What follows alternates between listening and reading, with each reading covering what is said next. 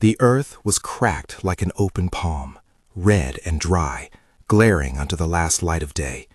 In that light a man knelt, shoulders bent, hat beside him in the dust. He was small against the wide field, calloused hands, sunburned neck, the line of his jaw set like the ridge of a plow. Beside him, unseen by most, someone else stood, a presence that did not need to push or shout to be noticed. The light around that presence seemed softer, as if the air itself leaned in to listen. On the porch of the farmhouse, under a wide-brimmed hat and a ribbon of expensive silence, the owner watched from his chair. That evening the contrast was plain and sharp. One man bowed in need and faith, another seated in comfort and calculation. And in that space between them, a lesson began to take shape, slow, unavoidable, and true. João Baptista had been born with soil in his nails. He could tell by the roots how deep a furrow would run, by the color of a seed whether it would climb. His hands carried the lines of decades, planting, tending, harvesting. He lived with Dona Maria and 2 children in a low house of sun-baked adobe, the roof patched in many places with corrugated metal that sang in the rain. There was dignity in that small place. There was also a ledger of need, bones that ached longer every winter, a daughter who needed a uniform, a neighbor's loan that threaded through the months like a stubborn vine. Work at Santa Rita had been an answer and a risk both. When Senor Osvaldo flew through the village one morning, boots polished, hat tipped, a man whose fortune smelled faintly of diesel and banknotes, he offered wages, a bed, 3 meals, and a promise, pay at harvest. For João and for men like him, this was an offer you accepted with your head bowed and a prayer on your tongue. The farmhouse offered shelter from the storm of debts. It also offered the kind of terms that wrapped around a man until he could not breathe. The dormitory behind the barn was a long wooden box with narrow bunks and the damp smell of people sleeping close. Under a single bare bulb, men stacked their quilts and their work shirts. A tin table stood in the center for the food they were given, stews thin with water, bread crusts dried to last. Zé Grande, the foreman, walked those rows like a man counting coin. His notebook never left his belt. In it lived numbers that moved at his hand. Advances, boot charges, days docked for absence or slow work, sums whisked from the workers' tiny pay before it ever reached their pockets. The book's pages were neat, the ink decisive. A red margin, where needed, reminded the reader that there was always another cost. They called him Zé Grande partly because of his height and partly because his anger filled rooms. He wore a shirt sewn with someone else's temper and a belt that left dents in his waist. Whereas Valdo could not be present, Zé enacted the farm owner's will. He tallied, he explained. He brought receipts with a straight edge of authoritarian kindness. "You owe for the boots," he'd say, holding up a scrap of paper. "You were late 2 days. There was a fine." A man could listen to the ledger and feel it close around him like a trap. João worked until his knees knotted and his vision blurred at the edges. He planted sunflowers for a single season. He bent for beans and pulled at stubborn roots until his back threatened to break. His wages, when they were counted, were smaller than his expectation. Bread, he learned, cost more than the market price. Socks were charged at twice their value. His advances, small amounts given in moments of genuine need, found themselves transmuted into debts with interest that only the notebook understood. When he asked Zé for extra pay to bring home to Dona Maria, the foreman sighed and flipped the book a page. "You will get what is due at harvest. Until then, eat what is provided." At home, Dona Maria stretched what she could. She rose early to mend shirts, to exchange a sack of cassava for a half loaf. There were nights she sat by the window and listened to the road, hoping for João's gate, imagining him carrying another sack of corn. She took small loans from neighbors, promising to repay when the harvest came. The neighbors trusted her face. It was the face of someone who had always worked and never asked for indulgence. But trust is not currency enough to keep a family afloat. There was a moment that made the ledger feel like a stone around the neck of their lives. A pair of boots given to a worker for the season, it turned out cost a worker 2 days' pay in the book. A jar of medicine for João's fever was billed as medical allowance and deducted from the balance. Days cut for absence included the time João had missed when his child was ill and he had to sit in a clinic's waiting room for hours. A man who had poured sweat into the fields watched his supposed earnings evaporate into numbers. "Write it down, João," Zé snapped one morning when João asked for the day's pay. "It's all here. You think I do this for fun?" He tapped the notebook with a calloused finger and closed it like a judge's gavel. João looked at the thin coin and then at the dusty road. The coin would not feed the household, and yet he could not speak bitterness without threatening his place. There was a litany of small compromises, Look the other way, swallow the insult, pray, and keep working. It suited the quiet power of Santa Rita. It suited Senor Osvaldo's way of maintaining distance from the mechanics of taking. Other men told tales at the table to keep the cold from their bones. Say Antonio, who had been on farms since he was a boy, had a voice that carried both warning and weather. They buy your life with promises, he'd say, tracing with his thumb the rim of a tin cup. They sell your days by the hour, then wonder why you are tired. There was a humor to his bitterness, the kind that happens when a man has learned to survive by laughter. But there was also steel in his words. Keep your eyes on the book, he told Joao once. Learn its lies. The farm operated with the efficiency of habit. Men rose gray before dawn, put their hats on, and stepped into the rows. Cicadas hummed their thin songs. Workers moved like a silent machine. The farmhouse, with its iron gate and manicured yard, looked out over the fields like a lordly eye. Topsoil met polished leather and did not bow. One July, the rains were late, and the heat had a cruelness to it that made men fold in on themselves. Joao found his meals shorter. The bread had less, and the stew thinner. The foreman explained this away. There is less to give, he said, so we ration. The rationing was fine in a drought if shared, but the office books and the manager's ledger suggested otherwise. Loads of produce left the farm each week, stacked and counted, and still the workers' wages receded like a shrinking shoreline. The farm's profits kept swelling like a well-oiled reservoir, while the dormitory held men whose faces grew hollow with hunger. On a day when the sky was a raw, relentless blue, Joao collapsed. Not dramatically. His knees simply folded under him in the furrow as if gravity had noticed and taken pity. He had been in the field since dawn, cutting, bending, picking, until the sweat had turned to a dry chalk on his shirt. The sun sat heavy. His legs trembled. He tried to stand and did not know how.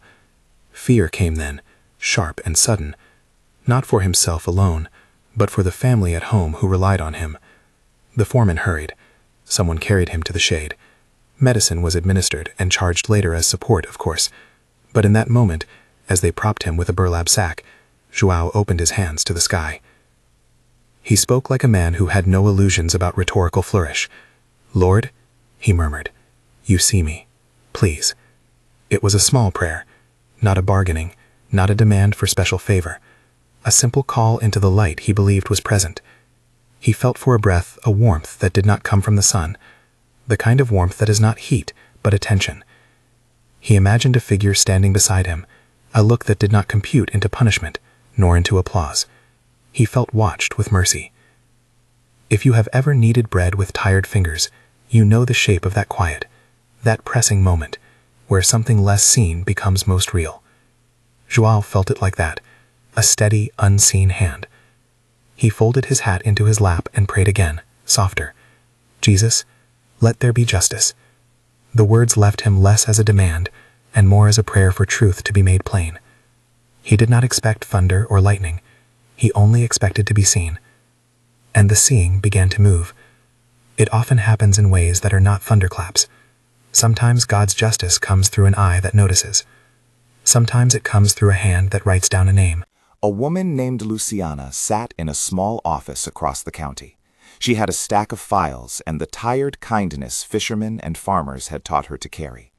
She had been the one to notice patterns before, the small complaints that, when gathered, made a chorus loud enough to break a silence. That afternoon, Dona Maria's voice trembled on the other end of Luciana's phone. "My husband is not paid. We eat less each day. They keep saying at harvest, they take and take." Luciana listened with the kind of attention that treats each complaint as a potential life. She asked questions that were plain and simple. Names, dates, what had been taken. She wrote them down.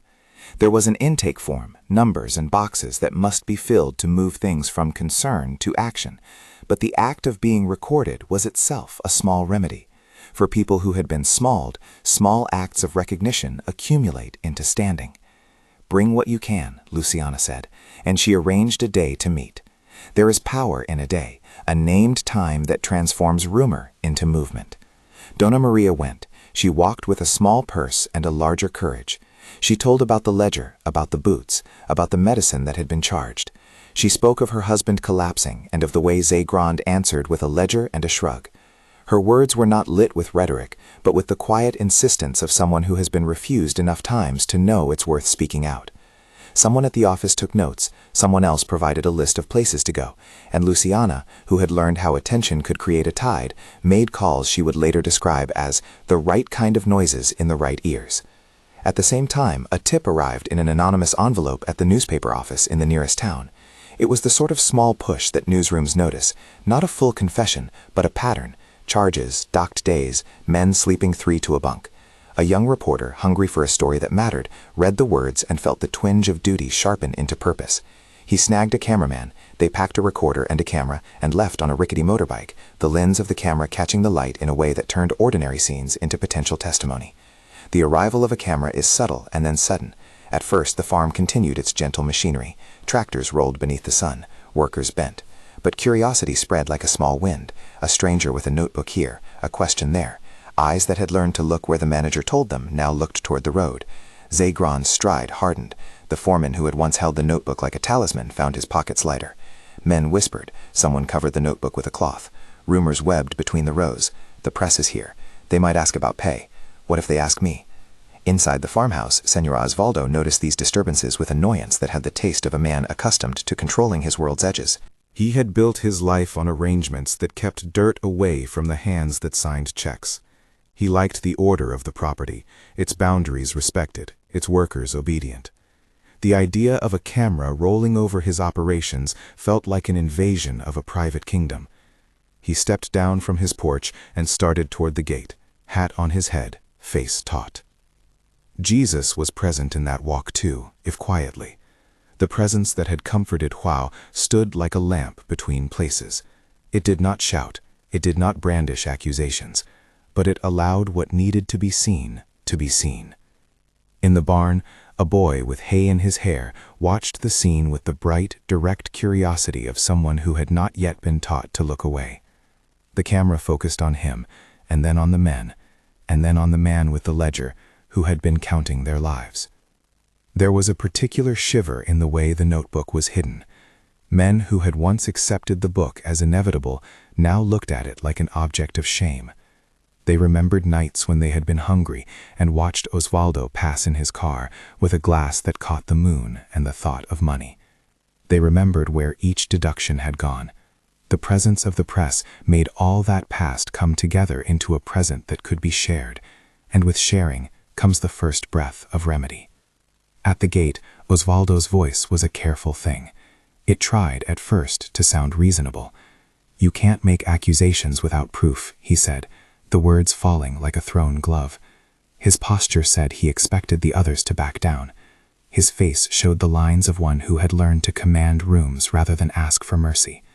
He stood there with a cane that was more ornament than need.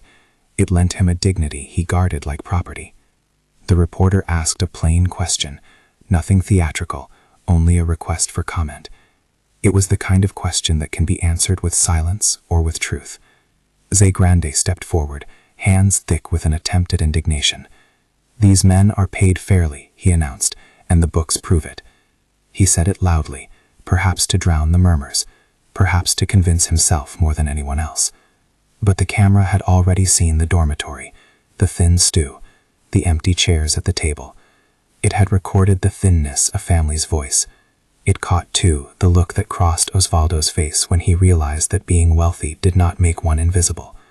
Shadows moved across his features as if a cloud had passed over a sun he had assumed would always shine.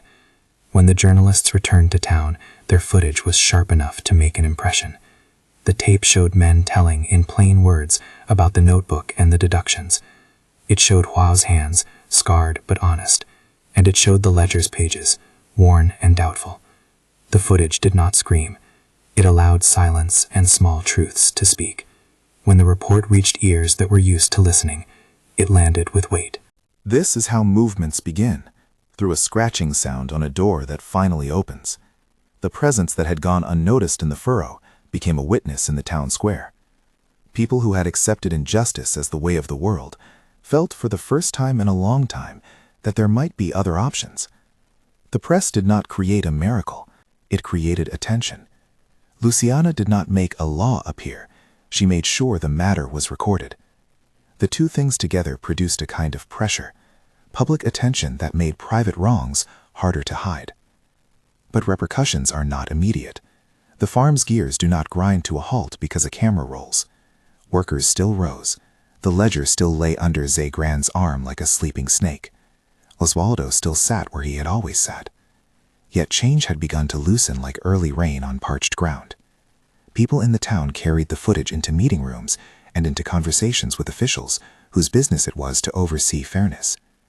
The movement's steps were cautious and careful, because justice that lasts is rarely the product of a single loud sound. Back at the farmhouse, the air had a new tension. Men watched each other's faces for courage. João, still shaky from the collapse weeks before, found himself watched with both sympathy and hope. He could not know yet whether this attention would bring restitution or humiliation, comfort or conflict.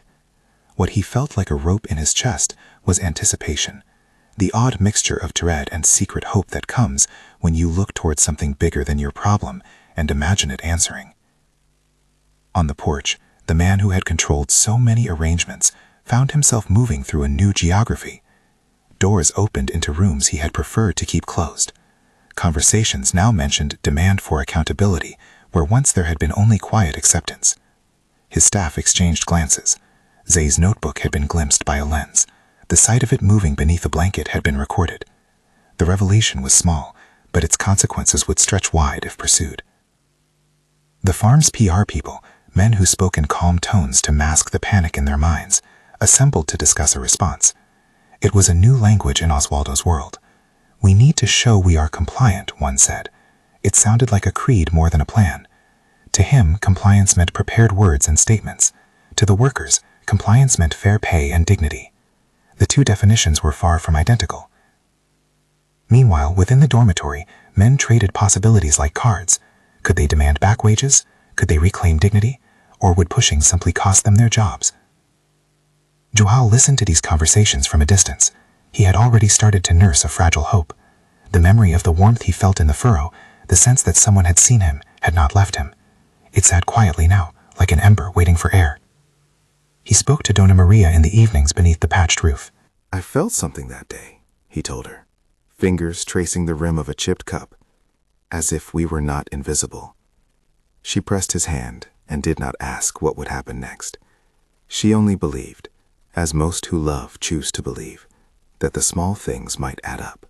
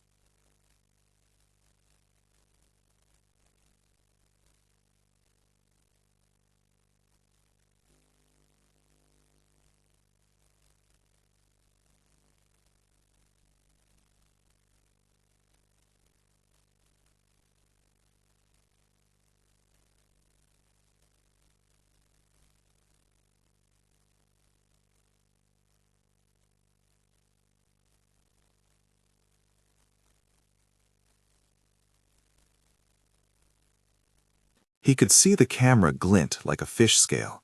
He felt a complex knot of fear and relief. Around him, other men exchanged quick looks. Rows of faces, some wistful, some wary, turned toward the entrance as if toward a judge that had finally decided to open its doors. The first knock on the gate was polite. It was also decisive. A silence fell, not of fear, but of attention. People leaned in to see how the rich man would answer the presence that had come to ask questions. Osvaldo fixed his jaw. He had been taught to command situations with a nod and a clipped sentence.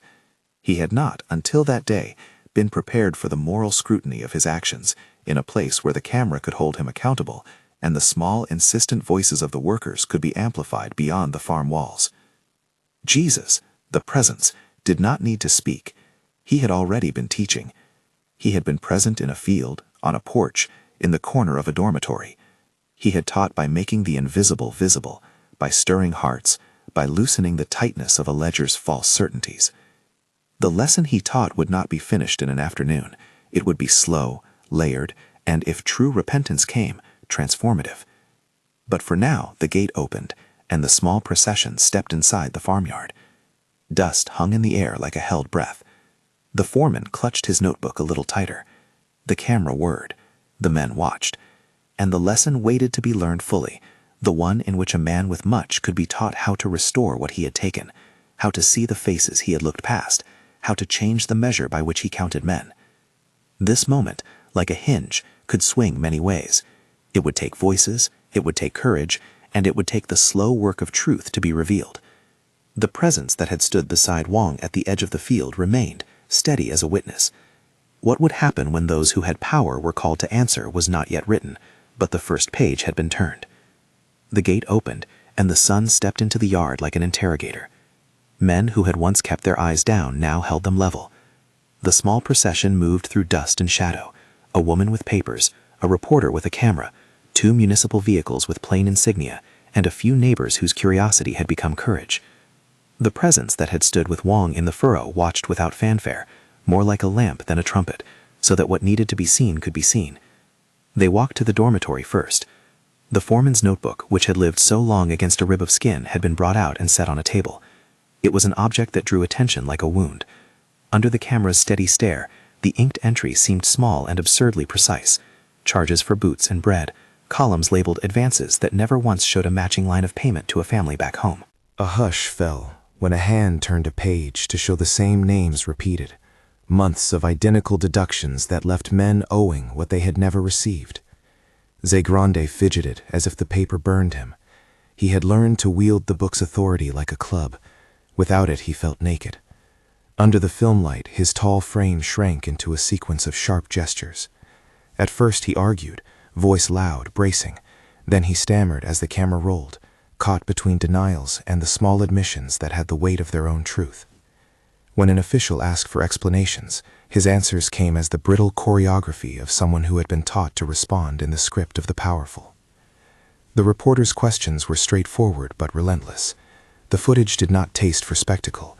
It favored clarity and the faces of the men who had been reduced to numbers. João sat with his hands folded, hat on his knees. He remembered the warmth that had steadied him in the furrow, and when a microphone found him, he did not cry or rage. He spoke as someone who had been seen. "They told us we would be paid at harvest," he said. "They said we had food and a bed. But when they counted, the things kept getting smaller." That testimony was the kind that moves through a town by the strength of its honesty. Luciana watched the exchange with the kind of calm that has the force of habit. She had arranged the meetings, carried the papers, and kept the voices steady enough to make officials take small but serious steps. She had also made sure witnesses were protected enough to speak. Over the next days, the cameras were joined by men in plain shirts who had the authority to ask questions in a different register, inspectors who took notes into official files, officers who recorded statements, others who cataloged the farm's shipments and the names tied to them. None of this was a miracle that fell from the sky. It was the grinding forward of institutions when prodded by a conscience. Word spread to the town in measured pulses. People gathered in the square to watch the evening reports. Conversations bloomed in markets and at church porches. What had been hidden in a wayside ledger was now visible in living rooms. The footage of the dormitory tatters and the stooped men returned to people who had assumed the rules of the farm were unchallengeable. Families who had once treated such wrongs as fate began to ask a different question. If we can see it, must we accept it? In the farmhouse, the disruption had its own geography. Osvaldo moved with the sharp discomfort of a man whose habit of controlling everything had been interrupted. His friends came with soft words. Prepare a statement, show cooperation, use calm tones. His face, once a sheet of smooth indifference, began to show lines that had nothing to do with age. Restless nights, meals left half-eaten, talk that circled like hornets in his head. Pride can be a fortress until it becomes a cell. Then a man discovers the world can be very small indeed. Some of Osvaldo's initial responses were brittle compliance. Pay a small amount to quiet a neighbor, put up a new sign about worker welfare, offer a public letter that used the language of empathy without the practice. Those moves were like bandages, visible, superficially soothing, but not addressing the source. But the presence that had been at the field watched the changes in his heart with a patience that does not rush. Pressure was applying in ways that would force a reckoning, or reveal a stubbornness. The turning point was not a single moment, but a series of small collapses that added up. A shipment manifest contradicted what had been said in the ledger. A delivery driver gave a statement that the loads leaving the farm were counted in full. One worker, whose back once bent with shame, provided a tally of what he remembered being charged and what he had actually received. The numbers assembled themselves like a map of slippage. They did not in themselves produce justice. They produced clarity, and clarity is often the first labor of what we call remedy. When the officials asked that the workers be released from any obligation to continue as indebted laborers, it was a concrete kindness that restored the simplest dignity, the ability to leave if one wished. The men stood in groups, some bewildered at the notion that their place under the roof of Santa Rita could be voluntary. Others cried quietly, tears that had nothing to do with shame, and everything to do with a long starvation of honor. There was a day when a bus came for them. It was a humble vehicle with tired seats, but for those men it was an instrument of reclamation. They boarded with suitcases of thin clothes and pockets that had for months held nothing but hopes. Donna Maria waited at the edge of town, her dress patched but her eyes bright with the sort of dry joy that follows long waiting. When João stepped off the bus and into her arms, the congregation of neighbors and friends let out a sound that was somewhere between a laugh and a sob. They wrapped one another as if re-knitting a garment that had been torn. Restitution did not happen like falling manna. There were meetings, official ones, papers to sign that said, in general terms, that workers were to receive what was due. Money began to move in ways that made sense to men who had not seen such sums in years. It was not wealth that transformed them. It was the writing of a ledger that had remained crooked. João used the first modest payment to mend his roof properly, to buy seed for next planting, to give Donna Maria the dignity of a paid-for dress for church. The neighbors helped where they could. Communities have a way of showing mercy in practical stitches. Osvaldo's public consequences were blunt rather than lurid. There were officials who required accountability. There were obligations to repair harm. His social circle shifted. The men who once admired his holdings now measured him in a different way. Some of his friends kept distance, others judged quickly. He faced the kind of shame that looks less like scandal and more like the sudden exposure of the soft parts of a man. He would find, to his dismay, that the hardest thing to regain was the trust of those whose lives he had touched most lightly. Inside him, there began a slow erosion. It was not the work of a single sermon or a single spectacle. It was a wearing away of excuses. He could claim ignorance no longer. The ledger lay open. He could say he had been misled by his foreman, but the foreman was only a servant of his own choices. Sleep became thin. He paced nights, many of them unwilling to eat with those who still came to his table. He walked where the fields met the road and watched men he had employed with eyes that could not quite meet theirs. It is in those private reckonings that some people discover real repentance. The first true break came when Osvaldo found himself standing by the dormitory door at dusk, not as the man who had once commanded, but as someone who wanted to know what he had done. He watched João hang a new rope of clothes to dry, simple garments, clean and with an ordered steadiness. There was a humility in the routine that he had never learned to value. The sight of a man taking back normal life, cooking, tending, laughing once in a while, struck like a small bolt. He walked toward João that evening, and he did not offer a speech. There was a tightness in his throat that made him sound older than his years. "I have been told many things about what needs to be done," he said, voice thin. "But words are cheap." João looked up. The presence that had stood beside him in the field felt like a quiet companion at his shoulder. He could have raised his hat and left the moment at civility. He could have demanded everything the law allowed. Instead, he chose the course of a man who had prayer in his past and patience in his manner. "What we need," João answered, "is what keeps a family from breaking.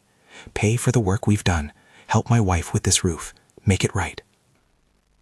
Osvaldo listened, and for the first time his eyes filled with tears that had more to do with recognition than with remorse alone. "I will do what I must," he said, and the phrase marked a beginning. He found someone to restore a fair measure, not theatrical reparations, but enough to let people begin again. He signed papers that obligated him to compensate. He allowed public acknowledgement of wrongdoing, and he agreed to support measures in town to protect workers so that what happened at Santa Rita would not be easily repeated elsewhere. But those acts, while necessary, were only the outer scaffolding of change. Real conversion met him in a smaller chamber. One morning, he attended a quiet meeting at the community chapel, a place he had rarely visited. He sat in the last pew, hands folded and heavy with the kind of shame that does not seek to defend itself. He listened to stories not of his own making, stories of hunger that had smelled like dust, of children who had sat with empty bowls. He heard the voice of Luciana speak of the dignity embedded in honest labor. He felt, as anyone who has been unmasked can, the roughness of repair. Afterward, while the sun leaned gold against the red earth, he asked to speak with João in private. They stood under a mango tree, its leaves whispering above them. Osvaldo's voice broke when he said, "I thought I was doing what kept this place running. I thought I was being sensible. But I have been cruel and I have been blind." João looked at him not as a judge, but as a man who had walked through suffering and back into the light. He had held on to a faith that could be fierce and forgiving at once. "You must undo what you can," João replied, "but also change how you see people. That is the hardest work." Osvaldo dropped to his knees then, the action less like spectacle than like someone who had folded under the weight of truth. He pressed his hands to the dust of the land he had owned and let himself be small. The gesture was private and it was public all at once. A man who had been there in power, admitting his wrong. Tears tracked through his beard. In them was the salt of a life reconsidered. He did not ask for forgiveness with the quickness of a man seeking to ease his own shame. He waited. He listened. When João, with the calm of a man who had received a sight, offered words of tentative reconciliation, words that did not pretend to make everything right at once, the room breathed. What followed was not an instant reformation, but a long apprenticeship. Osvaldo began to attend community gatherings regularly. He worked with Luciana to set up a cooperative of smallholders, a place where the care of workers would not be a spoken promise, but an audited practice. He hosted conversations with other landowners, and sometimes when the old habit rose like a stubborn weed, João would speak plainly, reminding him of the foreman's notebook and the nights fathers had sat hungry while harvests left in trucks. Zé Grande's fate was not carved in stone. He refused at first to accept responsibility. Then, confronted by his own ledger and by the evidence, he made choices that led him away from the work he had once done. Some in the town whispered that he had been a villain. Others said he was a man who had been taught cruelties and had to choose whether to be shaped by them. He left the farm and, in time, found odd jobs and a small church where he listened to sermons that did not call him to excuse himself but to change. That change was neither swift nor complete, but it was real enough that the pattern of oppression at Santa Rita no longer had the same engine. João and his family rebuilt in small, steady ways. They planted a kitchen garden that gave them eggs and greens. The roof that had leaked in storms now kept their children dry. The money that had once been stolen in inked columns had been returned, enough to begin the repair of dignity, and with dignity came sleep that did not hold the sharpness of fear. The neighbors altered their own habits. They bought local when they could. They refused to hire labor under unclear terms, and they watched more closely for the small signs of exploitation that used to be accepted as normal. The community gathered the following harvest to mark, quietly, a season of changed things. They did not trumpet it as a victory lap. Rather, it was a modest festival where the bread tasted sweet because hands had been counted and honored. Osvaldo stood in the crowd with a face that had lost some of its hardness. He helped carry a sack of corn then, his hands not as practiced as Juan's, but willing. He had learned that to serve is to learn of people, and in serving, he learned his own heart. There were those who never forgave him, and their wounds were not to be demanded into closure. Forgiveness is not a public demand, it is a private work that must be earned, given with caution and wisdom. João never pretended the past had not wounded him. He had scars that would remind him for years. But he also had the conviction that a man's repentance should be met with the sober mercy that changes the world more than vindication does. Through it all, the presence that had stood like a lamp never left the narrative. It did not strike down the man who had erred. It moved among the people who acted. Luciana's phone calls were answered by officials who had to make decisions. The reporter's footage opened doors into offices that could not ignore the problems. Neighbors who had been bystanders chose to be witnesses. It was not divine violence that reordered the farm, but divine attention that worked through human agency. The lesson Jesus taught, plain and piercing, was that the life of faith leads to justice enacted, not just prayer uttered. In quiet moments, João would kneel near the patched threshold of his home and pray the small prayers of someone who had returned to a dignity nearly lost. "Thank you," he would say, not as an end, but as an offering. Dona Maria, who had walked the hardest miles of courage, found a place among other women in town, organizing food shares and schooling for children during lean months. Theirs was not prosperity in a blinged sense. It was a peace that comes when a community has its burdens lightened and its people recognized. The town's harvest became, more than ever, a time to remember the words that held them accountable. Leaders in the church would read the old scriptures at gatherings, reminders that God's law has always had a tenderness for the hired worker. Deuteronomy's command was asked plainly, "Do not take advantage of a hired worker who is poor and needy." And the epistle in James was read not as threat, but as witness. The cry of unpaid wages reaches the ears of the Lord. The passages provided a moral anchor. They were not a legal manual, but a spiritual compass that guided how people would rebuild honor. When done well, justice in a community looks less like spectacle and more like the knitting back together of ordinary life. People who had once been invisible were again visible. Children went to school with uniforms that had been paid for honestly.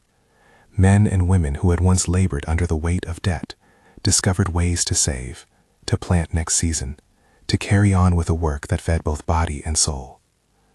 In time, Santa Rita came to be known for something other than the ledger in a foreman's pocket. It became, imperfectly, and sometimes haltingly, an example of reform. Osvaldo gave talks in neighboring towns about fairness, not to claim a saintly conversion, but to say what he had learned the hard way, that profit without people is a ruinous vanity. The reporter who first came with a camera returned years later and filmed a different scene. Men and women harvesting together, laughter at the edges of the rows, a community that had decided to hold each other's dignity as sacred. And what of Jesus in all of this? He did not thunder down from the clouds. He taught by being present where people prayed in fields, and by nudging hearts to act. He taught that seeing someone kneel is not enough. What follows that scene must be action. He taught that repentance must be more than words. It must be a reordering of life. In this lesson, the rich farmer learned, slowly, painfully, that wealth measured against the cost of a neighbor's suffering is no wealth at all. On the day João and Dona Maria walked to the town square to speak at a modest gathering, Luciana stood beside them, and the reporter set the camera down gently. João lifted his voice not to indict, but to invite. "We were seen," he said, "and because we were seen, we were helped. If you are someone who hears this and sees injustice where you live, do not think it is too small to say something. God uses hands, ours, to answer prayers." The crowd felt the truth of that. The presence that had been like a lamp in the furrow was present still. A quiet encouragement that acts, not spectacle, are the work of faith. In the end, the story at Santa Rita did not erase all suffering in the world. It offered instead a model. Faith joined with courage, attention joined with institutions that do their work, repentance joined with restitution. It showed that God's justice can be exercised through human means, and that the sight of the Lord is often the sight that compels us to see rightly too. If you carry the story with you, remember the small things, the way light fell on a hat beside a man's knee, the quietness of a prayer offered in the furrow, the way a camera steadied at Khan's attention.